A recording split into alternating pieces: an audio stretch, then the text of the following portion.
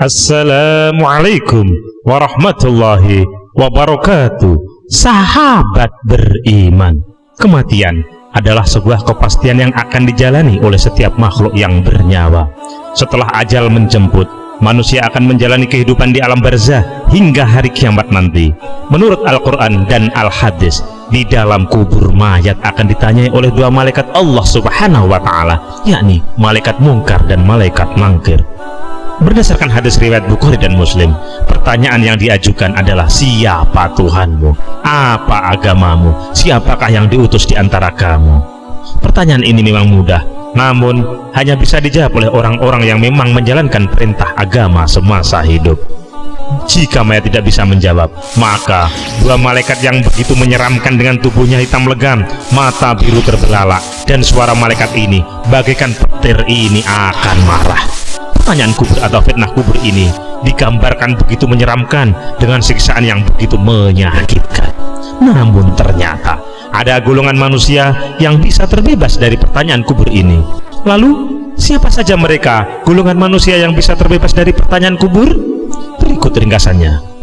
Sebelumnya tekan tombol subscribe dan nyalakan loncengnya. Bagikan video ini ke teman dan keluarga kalian, karena sebaik-baik kalian adalah orang yang mempelajari Al-Quran kemudian mengajarkannya kepada orang lain. Satu lagi, simak video ini sampai selesai biar nggak salah paham.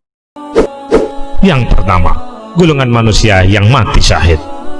Golongan yang pertama yang terbebas dari pertanyaan kubur adalah manusia yang mati dengan jalan syahid.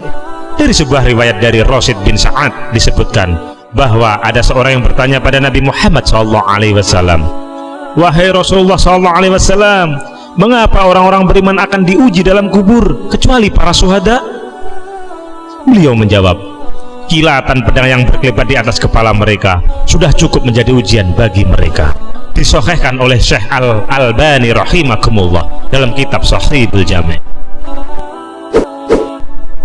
Kedua, golongan yang berjaga di tapal batas wilayah muslim untuk mencegah serangan musuh karena Allah.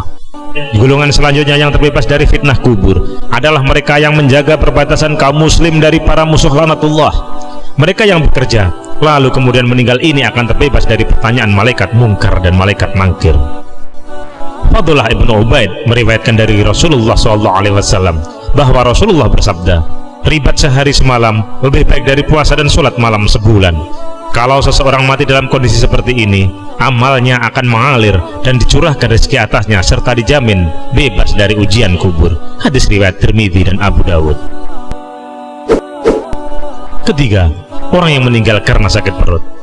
Ternyata orang yang meninggal dunia karena sakit perut juga akan terhindar dari fitnah kubur atau pertanyaan malaikat mungkar dan mangkir.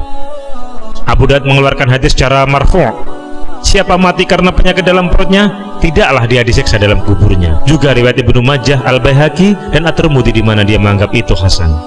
Selain itu, Abu Ishaq As-Su'aidi berkata, Sulaiman bin Sa'ad berkata kepada Khalid bin Urfatah atau sebaliknya, Khalid berkata kepada Sulaiman, "Apakah kamu mendengar Rasulullah SAW bersabda, barang siapa meninggal karena sakit perut, tidak akan diazab dalam kuburnya?"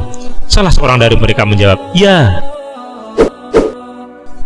Keempat, orang yang sering membaca surat Al-Mulk. Ternyata membaca dan mengamalkan Al-Quran dengan sungguh-sungguh akan membuat orang terhindar dari siksa kubur. Hal ini biasanya dilakukan Rasulullah setidaknya malam Jumat. Rasulullah SAW menyebutkan surah ini dengan Al-Mani'ah atau pencegah, penahan dari siksaan. Beliau bersabda yang artinya, dialah surat pencegah yang mencegah pembacanya dari siksa kubur. Riwayat An-Nasa'i. Hadis riwayat At-Tirmidzi meneruskan Ibnu Abbas bin Hasan, barang siapa yang pada setiap malam baca Tabarok, maka dia akan dicegah oleh Allah Azza wa Jalla dari siksa kubur. Hadis riwayat An-Nasa'i melalui Ibnu Mas'ud.